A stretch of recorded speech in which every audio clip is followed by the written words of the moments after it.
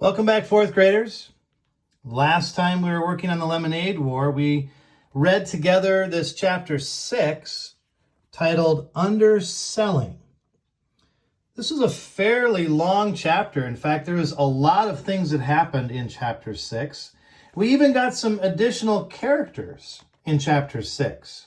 If you notice on the list here, I took it off of my index card as well. We added on some friends. Evan had these friends, Paul and Jack and Ryan, and they came over to help Evan with the lemonade stand. Now, a great question is, wait a minute, what about Scott Spencer? I thought he was going to be Evan's partner on this lemonade stand. But instead, we have Paul, Jack, and Ryan now that are there helping Evan. And then Carly is another character that we added in here. And Carly was a friend of Megan's.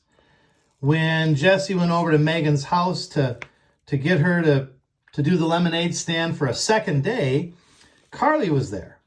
And Carly was not too convinced about doing a lemonade stand.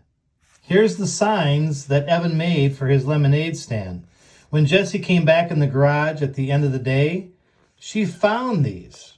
And she couldn't believe that this is what Evan decided to do to try to make money. It says here, slow down, cheapest lemonade in town ahead.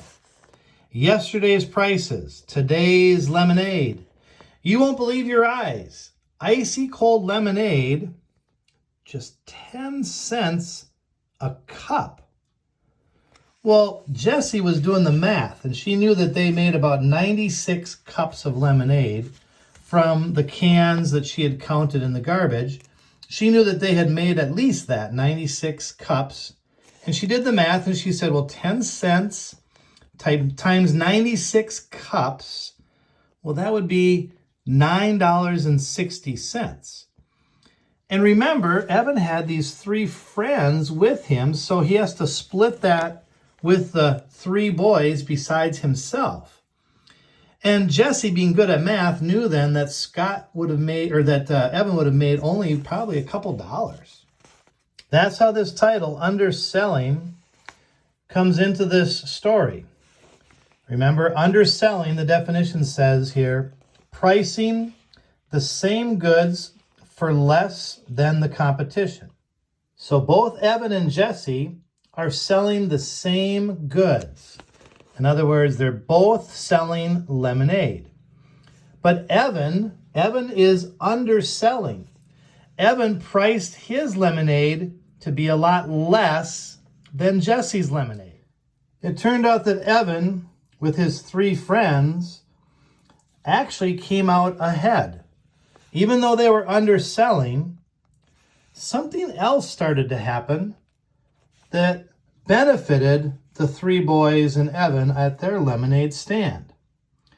If you would, take a second, because we finished reading chapter 6 before, so hopefully somebody can remember and summarize for the rest of us what happened with those 3 boys and Evan's lemonade stand. They were done early in the day, but yet they made quite a bit more money than they were supposed to.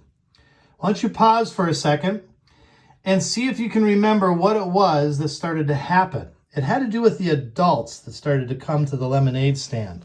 They recognized that Evan was underselling, and they did something very unexpected. So pause here for a second, do a little sharing and review. How did this benefit the boys, actually? Maybe somebody in your class shared what happened then. It was quite interesting. Jesse figured that they all made a couple dollars, and they're saying to Jesse, no, we cleaned up. We killed it today. So here we are on page 84. Jesse says, so you really cleaned up today at the lemonade stand, huh?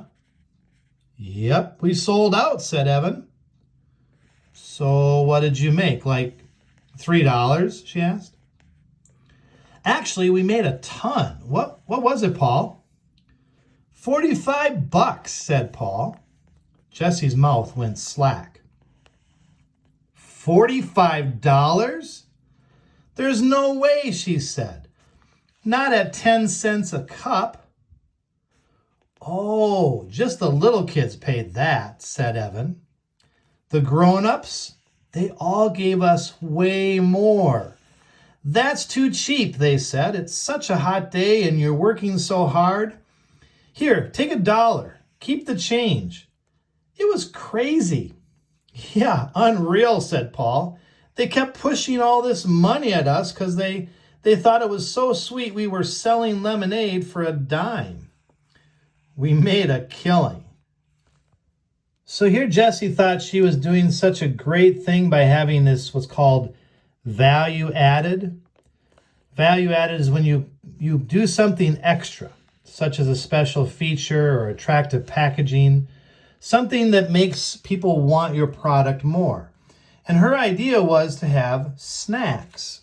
Really a pretty good idea, except for, well, the kids started coming just for the snacks.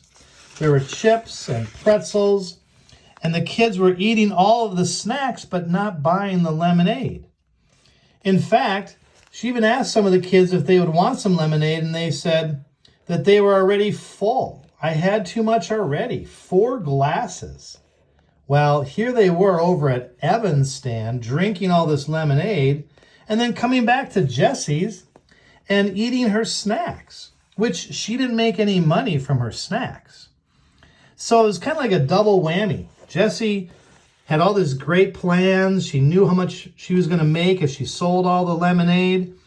And then here's Evan, who had what seemed to be kind of a dumb idea of selling his lemonade for only 10 cents, and it ended up actually working out for him.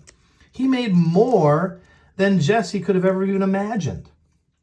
Very frustrating for Jessie, for sure.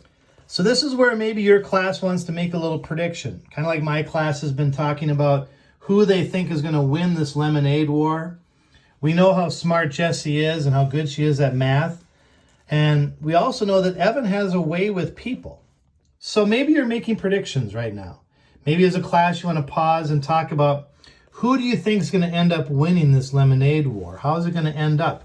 Even though we're not even quite halfway through the story, you might have an idea already of who is going to be the winner of this lemonade war. Your assignment then is to go on to chapter 7 today, and either with your class or listening to the story read out loud or in your groups of classmates, you're going to read chapter 7 called Location, Location, Location. But before you do, inside that packet, for those that have picked up their materials, there's a page in there where you can make some predictions. Just like you predicted about who is going to win the lemonade war, Evan or Jessie, you also can make predictions as you look at chapters. It says, read the chapter title and the vocabulary word and the definition. Then write what you think will happen in the chapter. So if I look at chapter 7, the title, Location, Location, Location. And here's what it means, location. It's a real estate term that refers to the position of a piece of real estate as it relates to the value of that real estate. Oh, it's a real estate word, and they're using it in this Lemonade War book. So chapter 7, I predict. What do you think that means? Location, location, location when it comes to a lemonade stand. Who cares about location, location, location? What do you predict is going to be happening in this chapter based on that title and that definition for location? All right, well, good luck today as you read on in chapter 7. We'll see if some of your predictions come true as you read on, and we will see you again tomorrow.